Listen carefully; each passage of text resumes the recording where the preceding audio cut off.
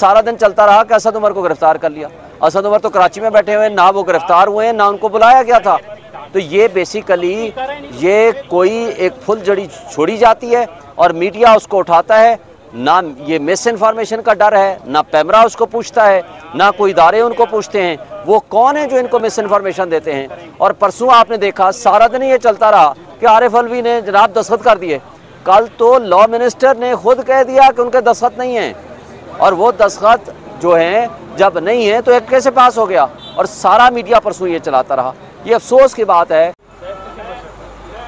शाह महमूद कुरैशी की क्या सूरत हाल है, उनको आज पेश किया गया, और दूसरा ये है कि जो नई अदालत का क़याम किया गया और जो जज जिनको बनाया गया है उस अदालत का, उनसे आप मुतमईन हैं? उनको तो ऑलरेडी जमानतें खारिज कर चुके हैं इमरान खान की, उनका क्या स्टेटस है, आप क्या कहते हैं? देखें, जज साहब के बारे में अभी हम प्री डिटर्मिन कुछ नहीं बात कर सकते। उनका कंडक्ट, उनकी परफॉर्मेंस, उनकी कारकर्दगी हमें बताएगी।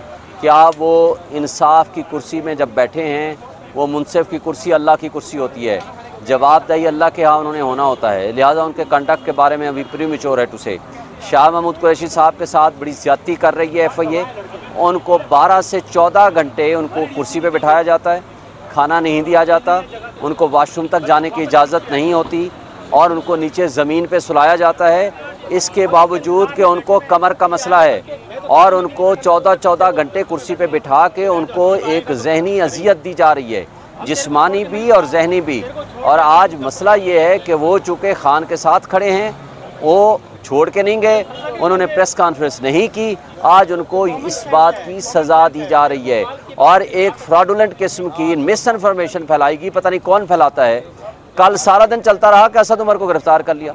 असद उमर तो कराची में बैठे हुए हैं, ना वो गिरफ्तार हुए हैं, ना उनको बुलाया गया था। तो ये बेसिकली ये कोई एक फुल जड़ी छोड़ी जाती है और मीडिया उसको उठाता है। ना ये मिस इन्फॉर्मेशन का डर है, ना पैमरा उसको पूछता है, ना कोई इदारे उनको पूछते हैं वो कौन है जो इनको मिस इन्फॉर्मेशन देते हैं। और परसों आपने देखा सारा दिन ये चलता रहा कि आरिफ अलवी ने जनाब दस्तखत कर दिए। कल तो लॉ मिनिस्टर ने खुद कह दिया कि उनके दस्तखत नहीं हैं, और वो दस्तखत जो हैं जब नहीं है तो एक कैसे पास हो गया। और सारा मीडिया परसों ये चलाता रहा। ये अफसोस की बात है कि ये हमारा मीडिया भी जो है इस तरह कंप्रोमाइज़ नहीं होना चाहिए।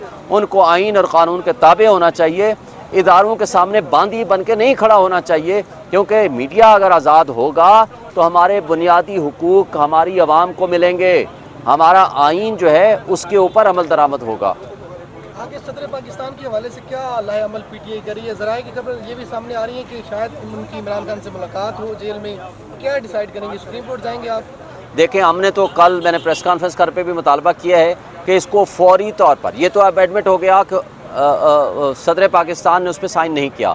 जिन लोगों ने उनको धोखा दिया उनके खिलाफ एक्शन होना चाहिए।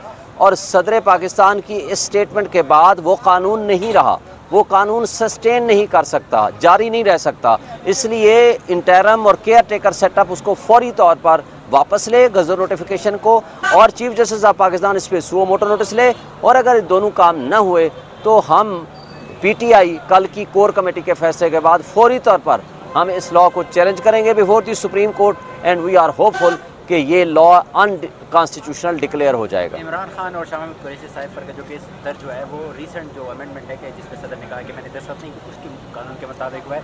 तो आप लोग जज के सामने इस बात को रखा है कि वो कानून मुतनाज़ा हो गया है इस पर? देखें, नहीं, 15/8 की FIR है, जो नया कानून है ये 18/8 का है। तो लिहाजा 18/8 का वो कानून इनके ऊपर इतलाक़ हो ही नहीं सकता है।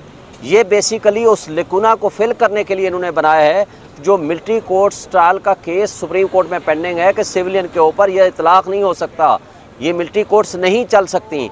उस कमज़ोरी को पूरा करने के लिए फ्रॉडुलेंटली ये दोनों ऑफिशियल सीक्रेट एक्ट और अमेंडमेंट एक्ट 2023 और ये वाला जो बिल है ऑफिशियल सीक्रेट एक्ट के साथ आर्मी एक्ट का और उसकी अमेंडेड एक्ट है, इन दोनों को फ्रॉडुलेंटली एक्ट का हिस्सा बनाया गया है ताकि वो जो कमज़ोरी है या इनको नज़र आ रही है कि सुप्रीम कोर्ट इनके खिलाफ फैसला दे सकती है तो उसको कवर अप किया जा सके। ये रोज़नामा कुदरत की वीडियो देखने के लिए अभी YouTube चैनल पर सब्सक्राइब करें और बेल आइकन पर भी क्लिक करें।